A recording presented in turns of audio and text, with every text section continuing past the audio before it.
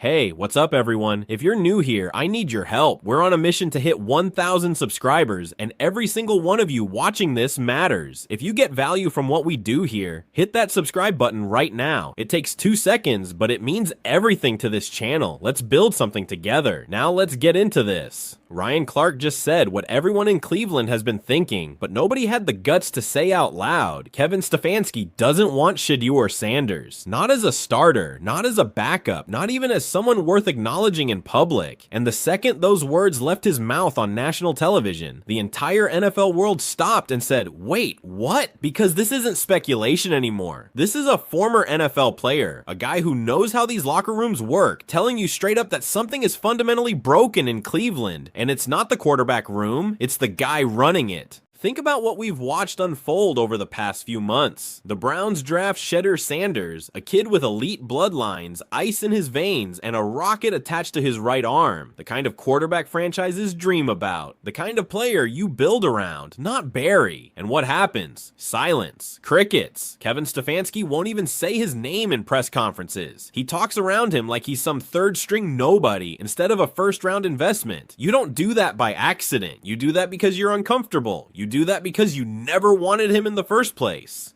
Ryan Clark connected the dots that everyone else was too polite to connect. He said Stefanski wasn't ready to draft Shedeur, didn't have a plan for him when he got there, and sure as hell isn't prepared to handle the spotlight that comes with him. And he's right, because Shedeur Sanders doesn't just bring talent, he brings attention, expectation, and a level of scrutiny that most coaches would kill for, but Kevin Stefanski apparently can't handle. This is a guy who wants control, he wants his system, he wants players who fit into neat little boxes and don't ask questions. And Shedeur, he's the opposite of all that. He's confident without being loud. He's poised without being robotic. He commands a room just by walking into it. And for a coach like Stefanski, that's not an asset. That's a threat. So what does he do? He buries him. He puts Joe Flacco at the top of the depth chart, a guy who's been washed for years. He slides Bailey Zappe into the backup spot, a quarterback who looks lost every time he touches the football. And Shedeur Sanders, the guy who's been lighting up practice, threading needles in drills, and showing everyone he's ready. He doesn't even get listed, not third string, not developmental, just invisible. And the crazy part is, Stefanski thought nobody would notice. He thought he could just sweep this under the rug and everyone would move on. But the fans noticed, the media noticed, and now Ryan Clark just put it on blast for the entire country to see. Let's talk about what happened the moment that depth chart dropped. Social media went nuclear. You couldn't scroll for 5 seconds without seeing clips of Shedeur in preseason absolutely dealing. Perfect spirals, touch passes that drop right into receivers' hands, pocket presence that makes him look like he's been in the league for a decade, and then right next to those clips, you've got Bailey Zappe throwing ducks, missing open guys, looking like he's playing a completely different sport. The comparison wasn't even fair. It was embarrassing, and fans started asking the only question that mattered. How is this guy not even the backup? People weren't just mad, they were confused, because this wasn't some close competition where you could argue it either way. This was blatant. This was a coach making a decision that had nothing to do with football and everything to do with fear. Fear of the media circus, fear of losing control, fear of admitting that maybe, just maybe, the best quarterback in that building is the one he's been pretending doesn't exist. And the worst part, the Browns didn't say anything. No explanation, no accountability, just silence.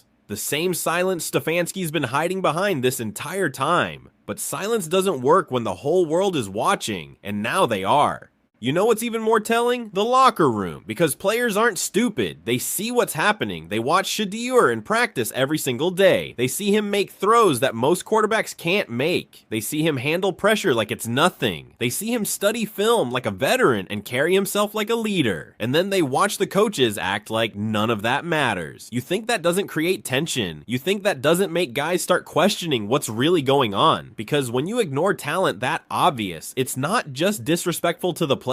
It's disrespectful to everyone in that building who's busting their tail trying to win games. Insiders are already whispering that there are guys in that locker room who think Shedeur should be getting more reps. Not because they're trying to start drama, but because they've seen enough to know he's the real deal. They've watched him command huddles. They've watched him make adjustments on the fly. They've watched him do everything the coaches claim they want from a quarterback. And yet somehow he's still on the outside looking in. That creates a fracture. Maybe not a loud one. Maybe not one that shows up in the headlines yet. But it's there. And fractures have a way of spreading. Here's the thing about Kevin Stefanski. He's not a bad coach. He's won games. He's had success. But he's a system guy. He wants players who fit into his vision and don't challenge it. And Shedeur Sanders, he doesn't fit into anyone's system. He becomes the system. He's too dynamic, too confident, too much of a personality. And for coaches who thrive on control, that's terrifying. Because once you hand the keys to a guy like Shedeur, there's no taking them back. The offense becomes his. The team becomes his. The identity becomes his. And Stefanski isn't ready for that. So instead of embracing it, he's resisting it. He's trying to manage something that doesn't need to be managed. He's trying to humble someone who doesn't need to be humbled. And all he's doing is wasting time. Ryan Clark's Kobe comparison wasn't just a hot take. It was a warning, because we've seen this story before. Young, supremely talented player walks into a situation where the coaches don't know what to do with him. So they try to slow him down, try to make him wait his turn, try to convince him he's not ready when everyone watching knows he is. And what happens? Either the player forces his way through and becomes a legend, or the team fumbles the opportunity and spends the next decade regretting it. Right now, the Browns are heading toward option 2. And if they don't wake up soon, they're going to look back on this moment and realize they had a franchise quarterback right in front of them and couldn't get out of their own way long enough to see it. Deion Sanders didn't need to say much. One tweet. One cryptic poetic message about burying talent and watching it break through the dirt anyway. That's all it took. Because when Coach Prime speaks, even in riddles, the message is loud and clear. I see what you're doing to my son, so does everyone else. And you're not going to get away with it. Deion didn't tag the Browns. He didn't call out Stefanski by name. He didn't have to. Everyone knew exactly what he meant. And within minutes, the internet exploded all over again, because now this isn't just about a backup quarterback getting overlooked. This is about a father watching his son get disrespected and deciding he's not going to stay quiet about it.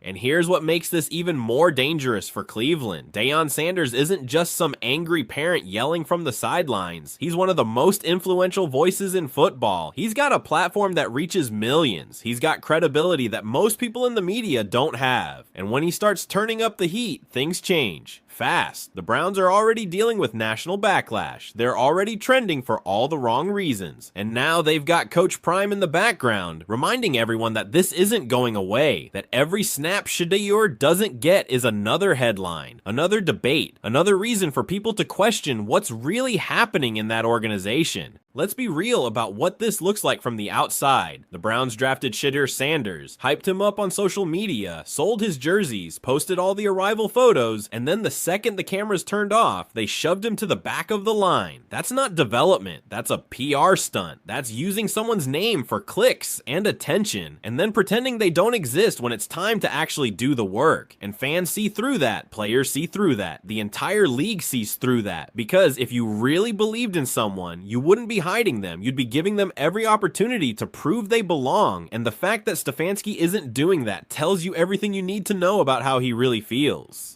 The trade rumors are already starting. Other teams are watching, and if the Browns don't figure this out soon, someone else is going to, because talent like Shedeur Sanders doesn't stay buried forever. It either breaks through or it breaks out. And if Cleveland keeps playing these games, they're going to wake up one day and watch him light up their defense from the other sideline. And when that happens, every single person who defended this decision is going to have to answer for it, Stefanski included. What's happening in Cleveland right now is bigger than football. It's about ego. It's about fear. It's about a coach who's so afraid of losing control that he's willing to sacrifice the future to protect his system. And that's not leadership. That's self-preservation. Real leaders recognize talent and elevate it. They don't bury it because it makes them uncomfortable. They don't sideline someone because they're worried about the attention it might bring. They put the best players on the field and let them play. Period. But Kevin Stefanski isn't doing that. And every day that goes by, the gap between what he's doing and what he should be doing gets wider. Ryan Clark didn't create this mess. He just held up a mirror and forced everyone to look at it. And now the Browns have a choice. They can admit they made a mistake, adjust the depth chart, and give Shedeur Sanders the opportunity he's earned. Or they can keep doubling down, keep pretending everything's fine, and watch this thing spiral completely out of control. Because the pressure isn't going away. The questions aren't going away, and Shedeur Sanders sure as hell isn't going away. He's going to keep showing up, keep working, keep proving he's ready, and eventually, whether it's in Cleveland or somewhere else, he's going to get his shot. The only question is whether the Browns will be smart enough to give it to him before it's too late. This isn't just about one quarterback. It's about what kind of organization the Browns want to be. Do they want to be the team that recognized greatness and built around it? Or do they want to be the team that had it in their hands and let it slip away because they were too stubborn to see what was right in front of them? Right now, they're heading toward the second option, and if they don't change course soon, this is going to be one of those stories people talk about for years. The time the Browns had a future Hall of Famer in their building and benched him for guys who couldn't hold his jockstrap. Kevin Stefanski can keep playing his games. He can keep avoiding questions. He can keep pretending Shedeur Sanders doesn't exist. But the rest of the world isn't playing along anymore. The fans aren't buying it. The media isn't buying it. And the players, they're starting to see through it too. Because when you ignore talent this obvious, you're not just disrespecting one person. You're disrespecting everyone who cares about winning. And in a league where winning is all that matters, that's the fastest way to lose a locker room. So here's where we're at. Shedeur Sanders is ready, the fans are ready, the media is watching, and the Browns are running out of excuses. Every day they waste is another day closer to this blowing up in their faces. Every practice rep he doesn't get is another piece of evidence that something is seriously wrong. And when it all comes crashing down, nobody's gonna feel sorry for Kevin Stefanski. Because he had every chance to do the right thing. And he chose not to. That's on him, and history isn't going to forget it.